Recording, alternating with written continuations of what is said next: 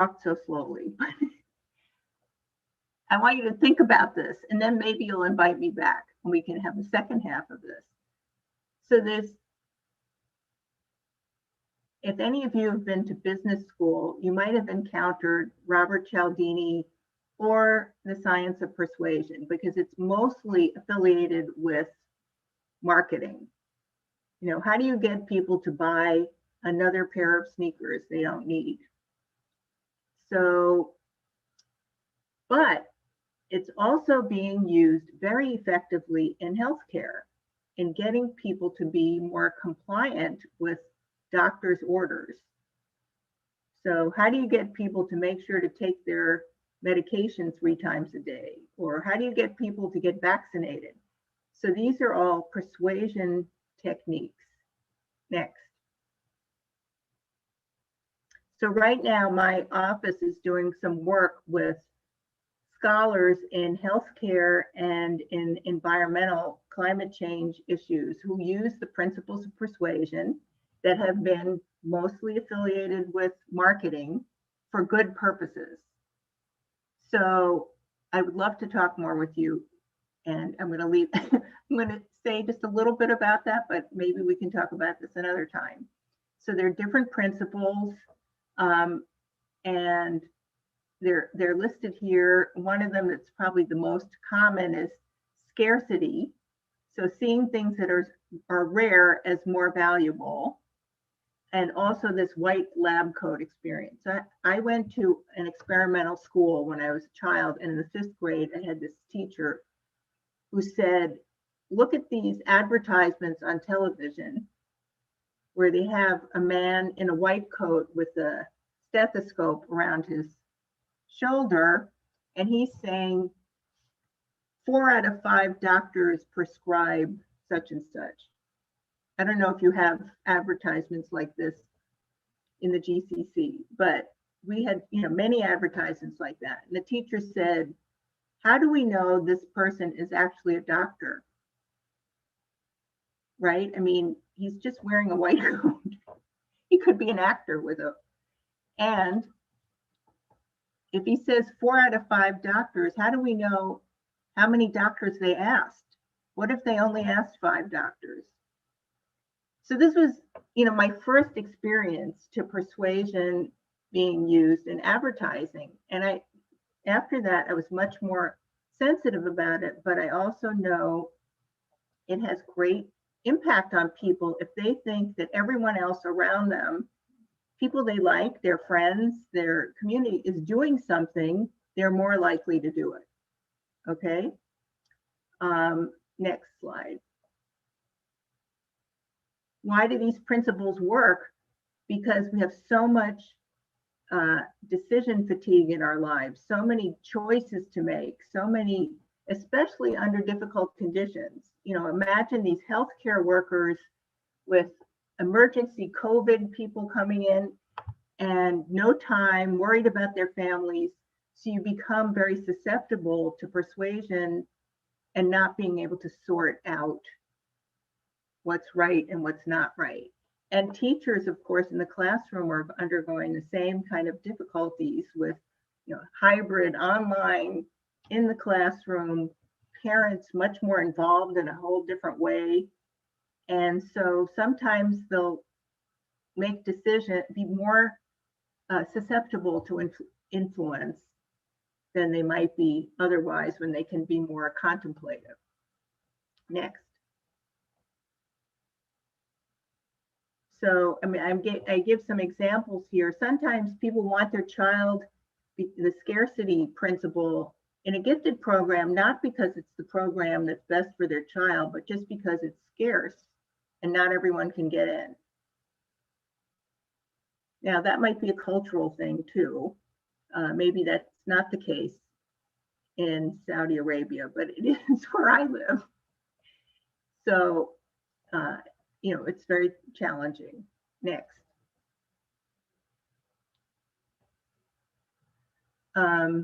Reciprocity, just, if you ever go to a conference and they give you pens or books or mugs with the logo, there's a sense of I want to give back. So the next time somebody says, oh, I wonder where I could get one of those mugs, or where I could ask for something, you'll think of the mug and the pen and whatever. It's because we feel this need to owe something that you get for free.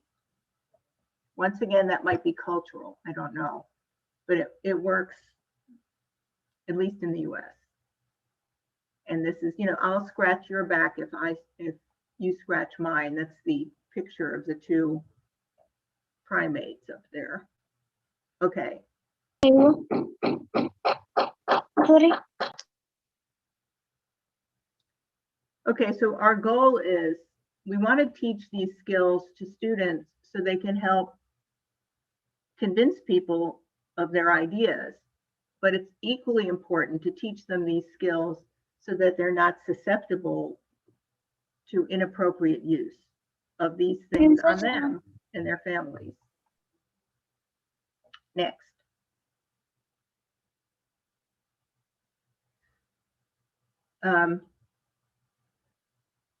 Another area we're exploring now is just insider knowledge or the game.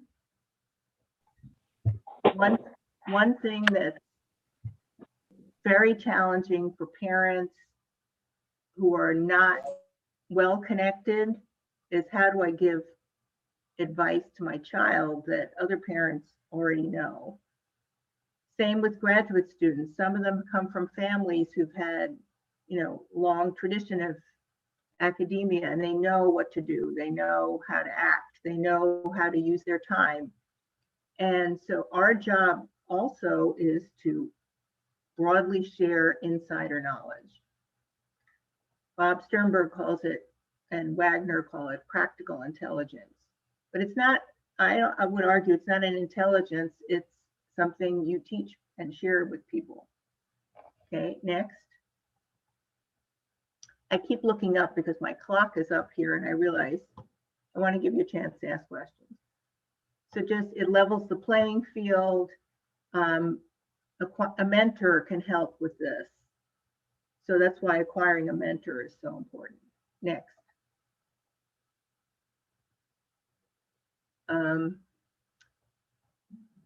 Just an example that researchers have discovered that there are some teachers who are called influencers in a school community, that other teachers listen to them, and they may or may not be in a position of leadership.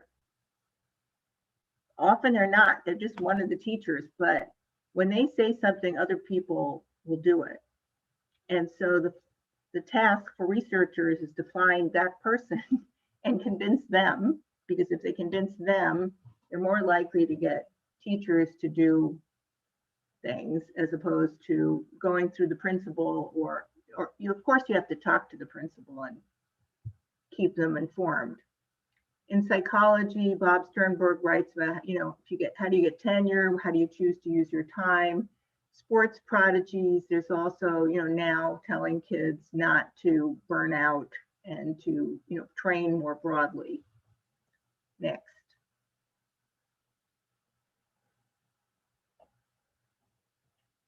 Finally, again, we have to help kids operate with courage. So they're going to be creative if they want, to challenge the medical establishment or, the writing establishment. Well, they'll have to be courageous, or not.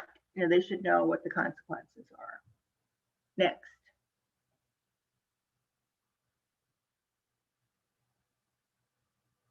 So putting it all together, the talent development approach helps to broaden the gifted population. I'm not talking about just saying everybody's gifted. I'm talking about people are gifted, but they're not identified as generally gifted. So if we have the generally gifted and those who are gifted in special areas, we will broaden the gifted population, which is really important. It becomes more understandable for the public and politically viable. It's focused on constructive, productive contributions. And to do this, we're going to have to add to our toolbox capitalizing on social skills, persuasion, insider knowledge, and mental skills. Next. Shukran. Okay. So thank you very much, Professor Lena, for this wonderful presentation. I think we have now around 15 minutes for conversation and discussion. قمرة تفضلي. نعم دكتور عبد الله. في حال وجود الأسئلة باللغة العربية تكتب في صفحة مكان الشاتينج. بالنسبة للأسئلة باللغة الإنجليزية فقط رفع اليد وبإذن الله نأخذ الأدوار. Okay, ملاك. Yes. Thank you, Professor Reena. I enjoyed your lecture so much, as I always admire your research work. I met you at least twice. I'm not sure, but I remembered once in Vienna and the other one in Bahrain. Do you remember me? I think so, because I'm better at faces than names. So I remember your voice, and there were 2 or 3 women I had a chance to talk with in a room. We were sitting around. Yes, symposium in Vienna. Yes. Okay, my first question, some domains start later at adolescent, like psychology, and that is because of environment factors. Do you think this may affect the field itself, because most bright children want to make their goals so early, and so we should make suitable interventions to solve that?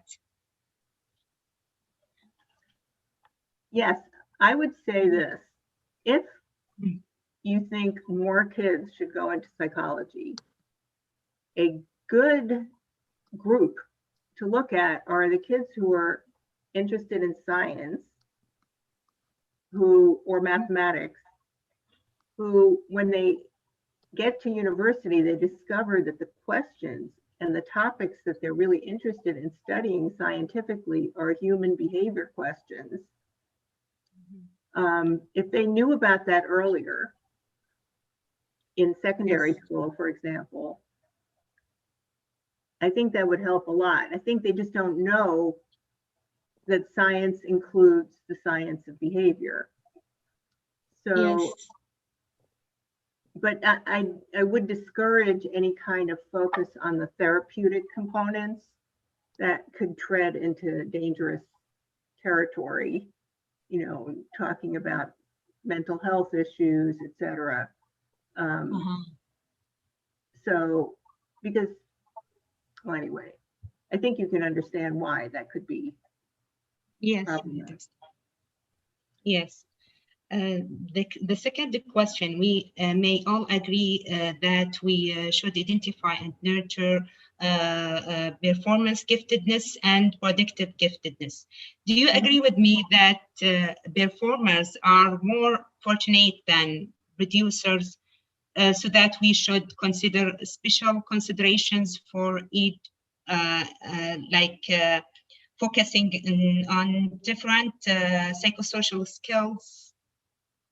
Okay, and you said you think performers are more something than fortunate, yes. Specialists? More lucky, yes. Fortunate. I think performers are more fortunate than producer, because they can the public may admire them and acknowledge them like that, and maybe it is more easy for them to get into the public, while producer, for example, those people who try to contribute by research,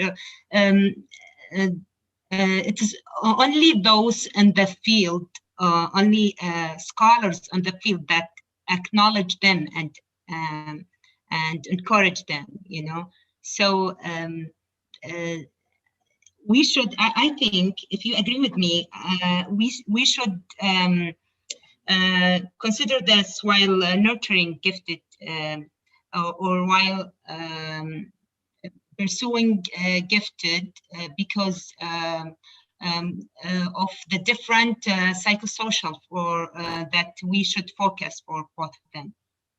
I agree with you 100%. And it's really hard. Last night, I was talking to an administrator at the National Institutes of Health, a friend of mine, and he's 95 years old. And then, you know, when he was a young man, being a scientific researcher was very prestigious. But now, I said to him, young people today can't find jobs in academia, you know. Yes. There are very few jobs, and if they feel like if they didn't win the Nobel Prize, that they're, you know, they live in anonymity, you know, they're just. Yes, I agree with you. So many of them then become doctors because then at least they feel like they can cure people. And so there has to be a reward system that helps people because we're all human. We all like to be recognized. Yes. And so, you know, encouraging, making a big deal about kids who are creators, even in the performance field, you know, being a choreographer or being a writer, you know, a script writer is not as publicly recognized. But certainly in the academic areas, making a big deal about it, you know, showing their stuff, getting them exposure would be so great. Thank you so much. We have some questions here. إذا تخلين اللي رافعين يدينهم أول بعدين نقرأ مثل الأخت حنان. تمام. أو حيان، عفوا حيان.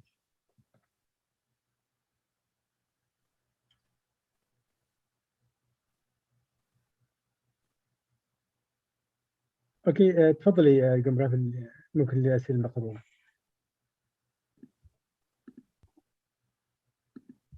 We have here a question. How do we teach our children the skills of persuasion, also the skills of how to be a good colleague or a student is loved by his teachers? Oof, it's really hard. So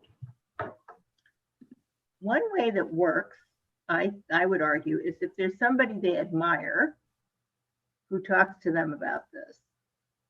So if there's somebody you know who's well known, it's kind of like this. If you hear something about being a nice person and a good colleague from your mother, you respond to it differently than if you hear from it, let's say somebody you want to be like or you admire. And that person says to you, you know, if you're nice, you should be nice because it's the right thing to do. It's, you know, what God would want. It's what, you know, everything. But it also helps you make your life easier. If you're a nice person or polite or deferential, you know, if you know how to do these things. And so finding people that kids admire or have something they want, like gatekeepers. So somebody who does admission to the next, you know, to a university or who is a sports star or something, even if it's local, that helps a lot. And of course, you want to work with school psychologists who can help with that. And then there's some materials on teamwork. So think about this. Sometimes, I don't know how you do cooperative work in schools in Saudi Arabia, but there's a tradition in the US of cooperative learning where they put a bright, you know, a very advanced student and two medium students and a weaker student together on purpose, and a lot of the really bright students hate this because they feel like they do all the work, and so they don't enjoy it. But if you put kids in a group where they're all experts in something, then that's training for the real adult work of working in teams. And after all, most work now is done in teams, right? If you're an astronaut, surgeon, a lot of the exciting fields is teamwork. And if you're not a good colleague, nobody wants to work with you. So those are just some ideas off the top of my head. And we're trying to develop some techniques for using persuasion. It's just in the beginning stages. I do have a video, it's very long. It's 2 hours of a forum that we did with a few experts in persuasion that I will give to Professor Abdullah. And if you want to watch it, you can. Yeah. I think it's really good, but it is, it's 2 hours but you could pick through it. And they talk about how they use persuasion in, climate change and in health. And you could start thinking, well, how could I do this with kids? So we are working on some modules for teachers to use with kids, but they're not done yet. I just wanted to plant the seed in case anybody got excited about this, because it's a very exciting area and important, very important. Okay. So I'm writing down, I'm going to send. Yeah, please. Okay. Okay, we have Also- just 5 minutes because Professor Lena has visitors right now after 5 minutes. So we have just 5 minutes. So if you could answer, we have a lot of questions here, maybe more than 30 questions or 4 or more. So we will get 1 or 2 more questions. And if you could answer them quickly. Yeah, go ahead, Kubra. Yeah, there is a question. In your opinion, what is the most important aspect for talented people to research and focus on mathematics at the present time, especially for adults? Also, are there a common social features for gifted student in mathematics? Okay, so you're saying for what's the most important thing to focus on for mathematics talent development? Yeah. And The most what kind of- important aspect in order to cultivate student who is giftedness in mathematics.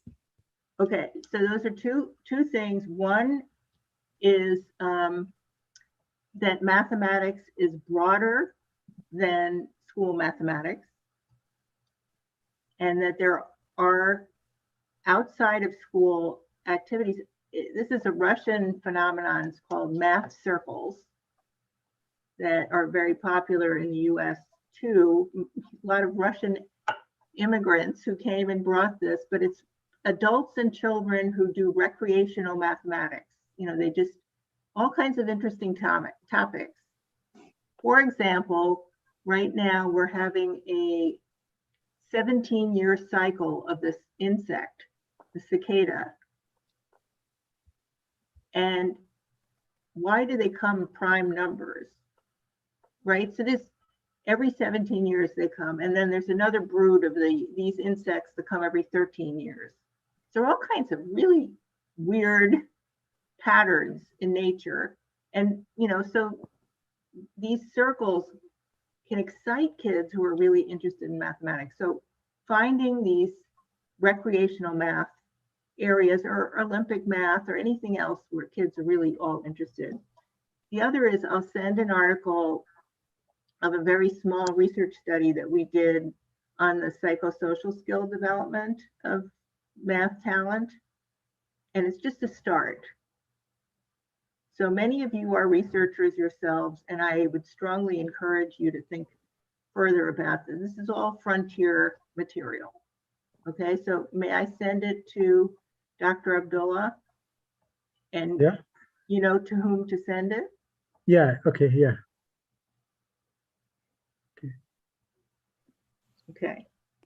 So one more, let me say this because I have to go after one more question, but I'm happy to answer anything else.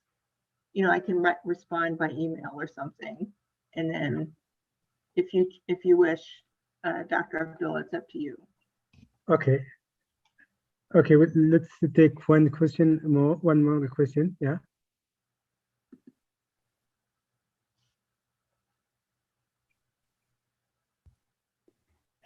Also, there is another question related how do we benefit from this model with to take care of exceptional students?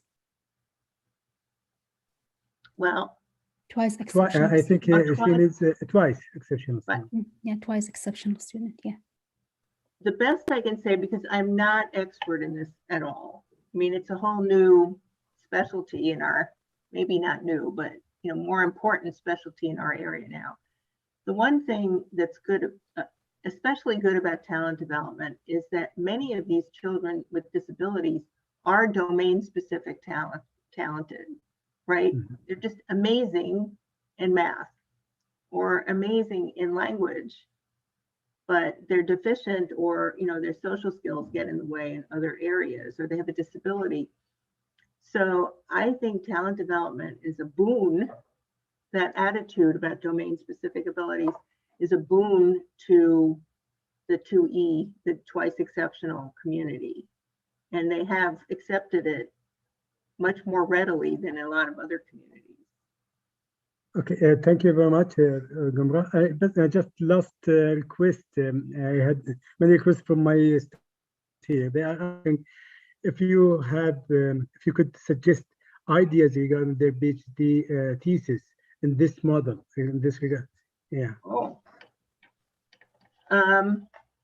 Well, the big one, which may be bigger than a thesis, is how do you measure abilities in some other domains? I mean, we know a bit about mathematics, but what about writing or, you know, language? That, you know, specific abilities, and at what age could you discover? I mean, this is a big thing where you'd have to, but at least you could find, like we did, find the elements. And then once you have a career, you could start, well, how would I create an instrument? You know, but the abilities question is really big. Another one that we hope to work on, and doesn't mean that other people can't, is collecting insider knowledge in domains and organizing it so that it could be distributed to parents widely. So not just the privileged people know how to pick a teacher, how to pick a school, you know, etc. That you could share. How these social skills and mental skills, like you asked, who should teach them, and how do you train people to do that? Mm-hmm. Yeah, thank you very much. Highly appreciate this wonderful presentation. I think you won the hearts of entire audience. I'm sorry, say that again. I said you won the hearts of entire audience here. Oh, good. I think many compliments and many comments came to me. They are very happy and very excited about what you just presented. Thank you very much for this wonderful presentation and you sharing your knowledge in this field. Thank you for the time that you spent and preparing for this presentation. I know it's you have already so many arrangements. Also, if you allow me to thank Gumra for helping us with facilitating this meeting. Thank you for Mr. Hisham Mustafa, who voluntarily translate the presentation, and thank you for people in بالملتقى بالموهبة نلتقي, this group, volunteer group who helped to organize this event. So thank you very much for everyone participated in this evening, or for and thank you very much again, Professor Irina, for the time that you spent with us, the knowledge that you shared with us, and we all highly appreciate all the work that you are doing, helping the people in the field understanding more giftedness and gifted students. Thank you very much. Thank you. Salam alaikum. Alaikum assalam.